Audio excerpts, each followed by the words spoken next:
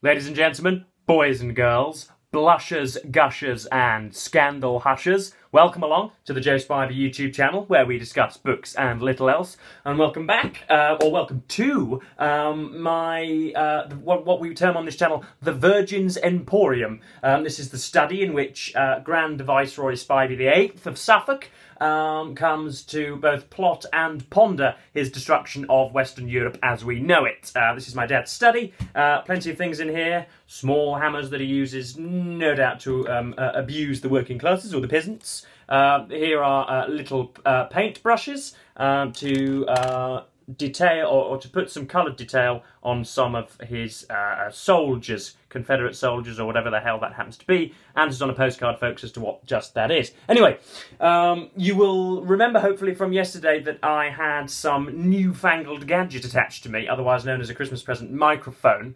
and it was a little sharp and a little bit grating and jarring, I found, and I can't for the life of me figure out just how to clip that onto me without sounding like, I don't know, some right amateur, and so I've dispensed with it. I have tossed such technology asunder. These newfangled gadgets will never be used by me very much. I don't have my technological ducks in a row, and so we're not going to go with it. But anyway, welcome along to Random Reviews, known for being neither random nor really reviews, because of course I do a TBR every month, and of course I don't really review things in the traditional sense. I just take bits apart and use books really as a vehicle to, I don't know, express my Napoleonic desire to dominate everybody with a huge million-follower channel. Anyway, let us get on. This is what I've been reading over the Christmas period. This is Robert Verkaik's Posh Boys, subtitled How English Public Schools Ruin Britain. Ruin there is underlined. So yes,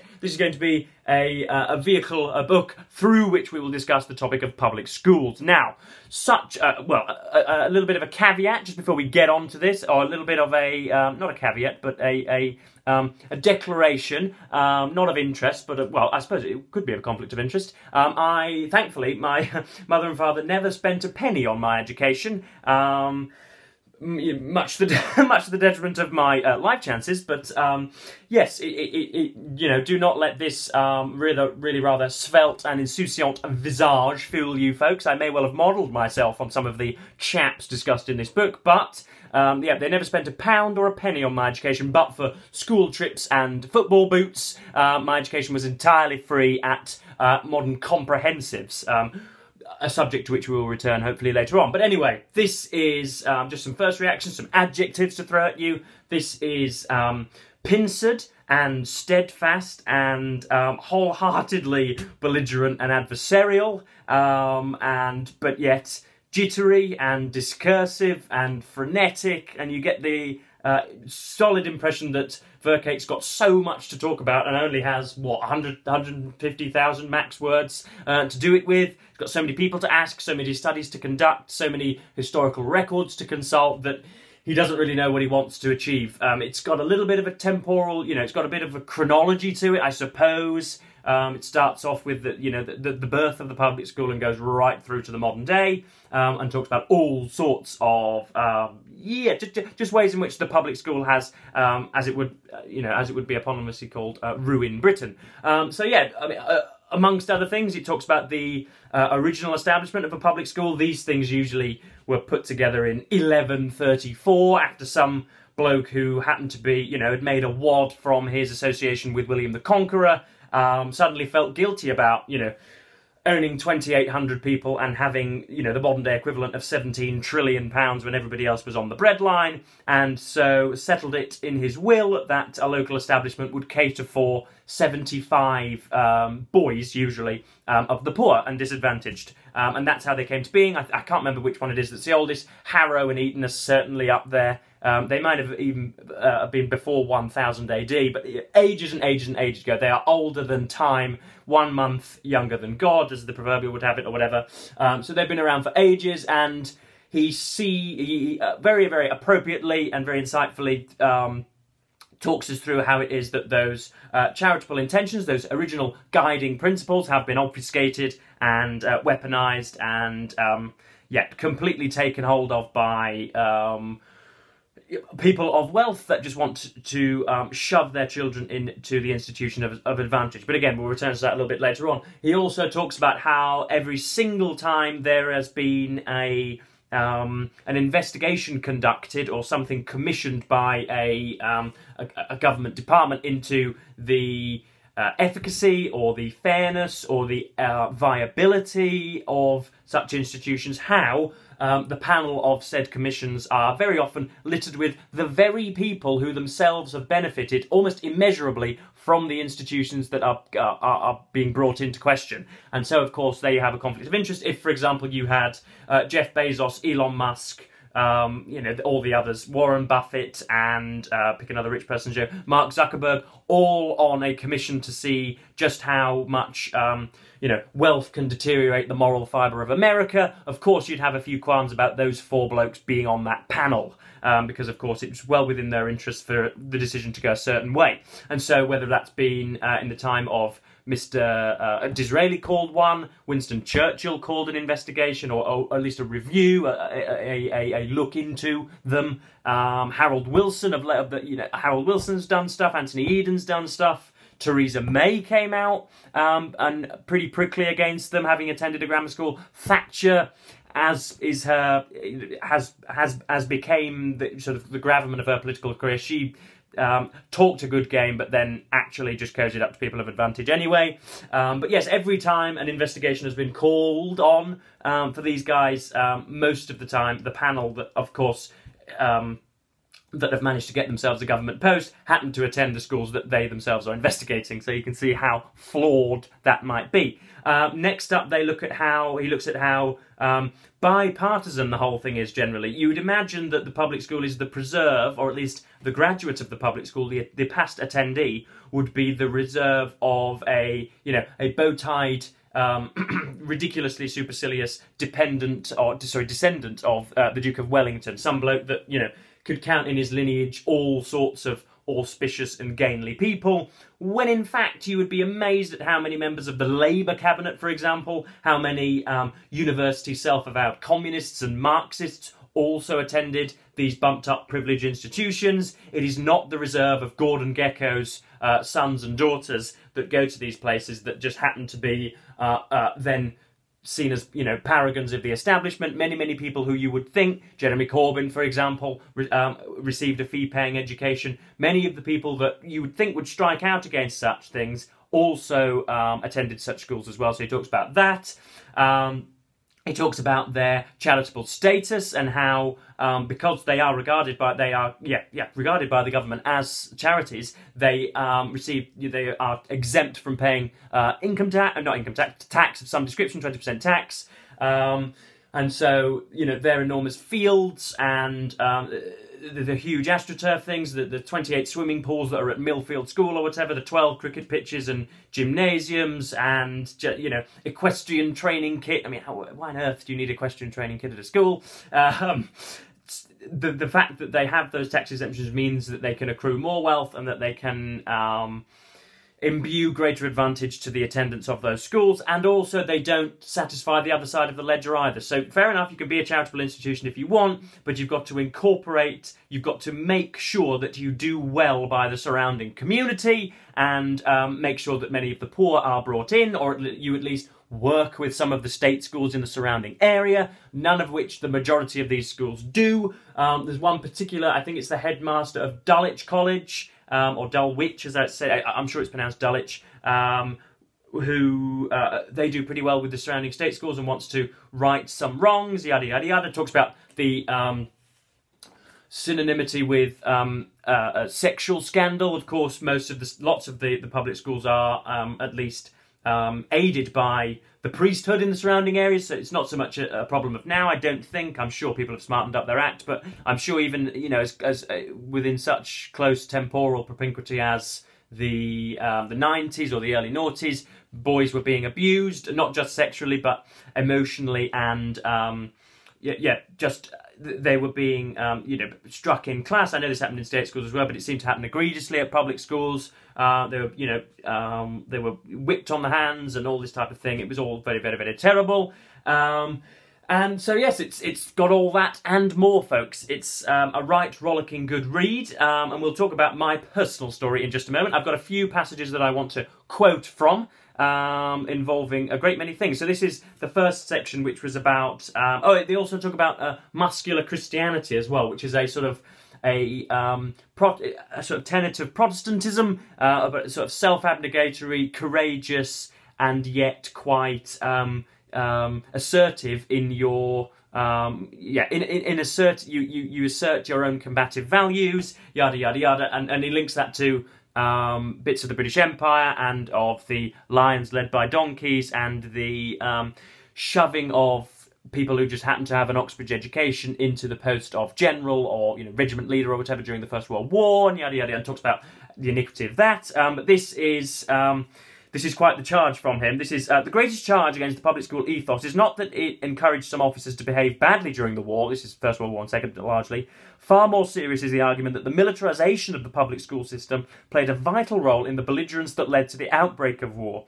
This point is best made by Tim Card, who was a master at Eton for 33 years before becoming Vice Provost in 1988. In his book Eton Renewed, he says that the First World War could be seen as a public schoolboys' war, fought to preserve an imperial system which had been good for public schools but not the working classes. Now, there is some virulently and flagrantly Marxian theory floating around this book, which of course I disagree with, but largely he gets the correct angle on it, but he just sort of runs away with himself and gets a little bit too far and becomes a little bit of a bloviating ideologue in sections of it, but thankfully the majority of it is rather good.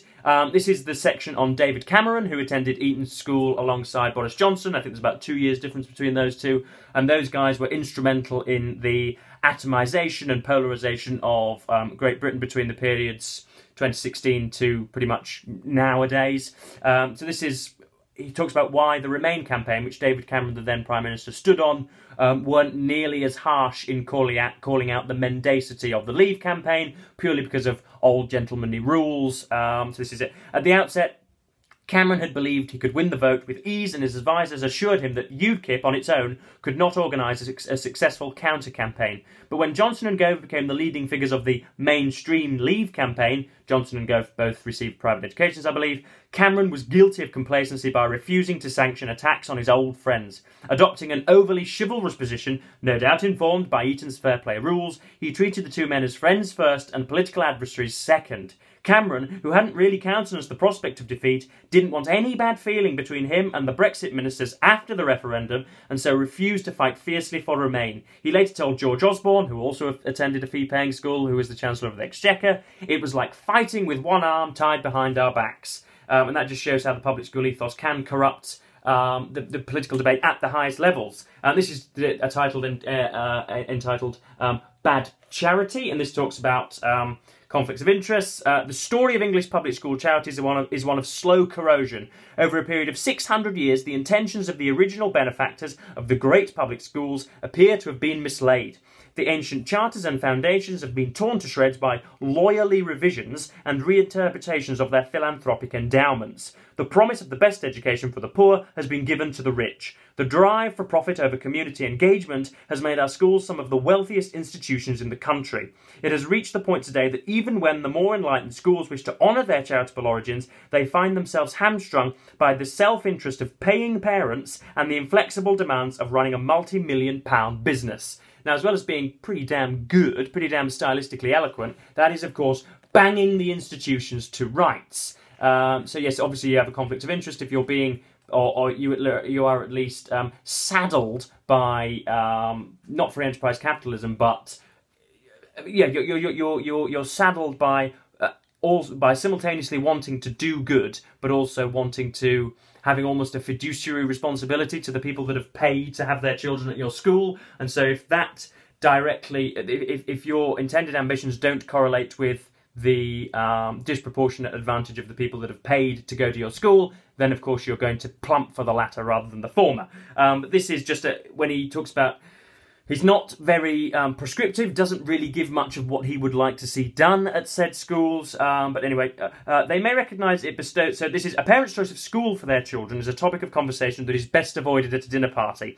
Many who went to public school find it hard to rationalise private education. They may recognise it bestows an unfair advantage, but to suggest the system is broken is a repudiation of the person they have become. It also means that it's a bit Freudian and Jungian, I know, about collective guilt and about... you know, inner souls and stuff, but nonetheless we press on. It also means invalidating the role of well-meaning parents who may have spent hundreds of thousands of pounds trying to give them a better life. And of course it means a rejection of the school that many pupils still regard as their family, where they forged their closest friendships. So that's pretty much it. He doesn't really land on much, you know, it doesn't really land on much of a, it's not really, couldn't be pronounced as a thesis or a theory. He just gives a few offhand recommendations, none more well-developed or thought out, none much more well-developed or thought out than I could spit out now. But yes, a little bit of a story of mine. When I went to a Russell Group university in the north of England, which will remain unidentified, but I think I probably mentioned it in this past anyway, I was fortunate enough through 2 years of hard graft in the service industry, working at a bike shop, I was lucky enough to purchase myself a room at pretty much the most hospitable and grandiose accommodation for that university, again, which will remain unidentified. And of course, because it was probably about £7,000 or £8,000 annually to stay there, that usually made it the preserve of the progeny of the upper middle classes and the middle classes, most of whom happened to have gone to a fee-paying school. And so I was rubbing shoulders with, some of the sons of the gentry, some people whose connections it would gall and shock you for me to detail, really. And you know, if you ever to come around to my house and we were to have some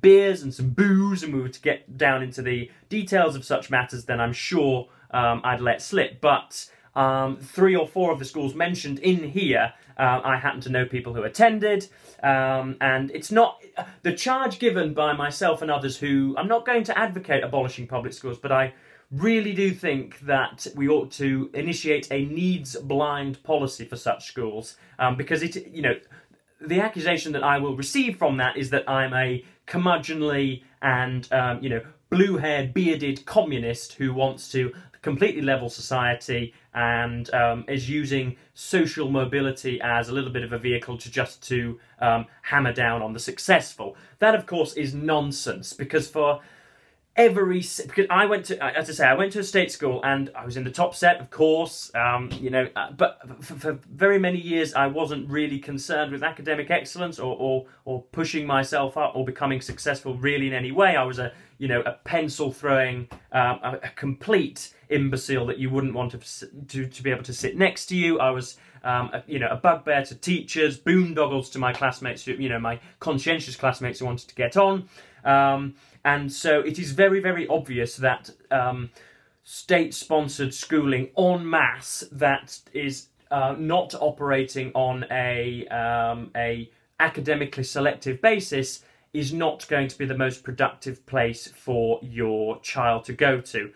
Because my sort of, not intellectual awakening, but when I sort of stood up straight with my shoulders back, to quote a Petersonian philosopher, I was, it was far too late for that. And I know if I had been in a class, if you had a needs-blind admissions policy and everybody were tested intellectually at ages 9 and 10, when it's shown that sociologically that schooling doesn't really do much between the ages of 9 and 10, when you just amassed the most intelligent people there, if I'd have gone to, heaven knows, Ampleforth, Charterhouse, heaven forbid, Eton, Harrow, the lot, Hurst, Pierpoint College, whatever it is, if I'd attended those schools and would have had around me boys and girls that really, really wanted to achieve, rather than just 20 absent-minded and pretty much perfunctory individuals that just wanted to get to the end of the day so they could go home and play video games and paint Barbie dolls. If I'd have been around people that wanted to be very much, wanted to get on, wanted to tick boxes and wanted to get things correct and wanted to acquire knowledge for knowledge's sake, then I don't think it's... you see, there are not hundreds of hours, but there are tens of hours of footage of me on here now. I don't think it's temerity on my part to suppose that I might well be in some of the auspicious positions that Mr. Johnson and Mr. Gove and Mr. Cameron and all of those positions that they because it's not that I am resentful of the opportunities handed out to extraordinarily capable children who just happen to be the sons of the wealthy middle classes. What I despise is every time you see a bungling fool, i.e. Boris Johnson, i.e. David Cameron, self-interested nerks who do not care for the plight of the poor and are completely out for their own ends. Every time you see somebody successful that has gotten through the avenues of public institutions, there are 17, 18, 19, 20,000, I would say, at least, equally capable and much more amiable and temperamentally admirable people that have had insurmountable barriers placed in their way, which mean that they have not been able to get there. In other words, it's not that the successful people have managed to jump through the hoops. It's that 20 or 25 equally capable children of the poor have not been able to do so. And that completely prohibits social mobility and is inarguably repugnant, I think.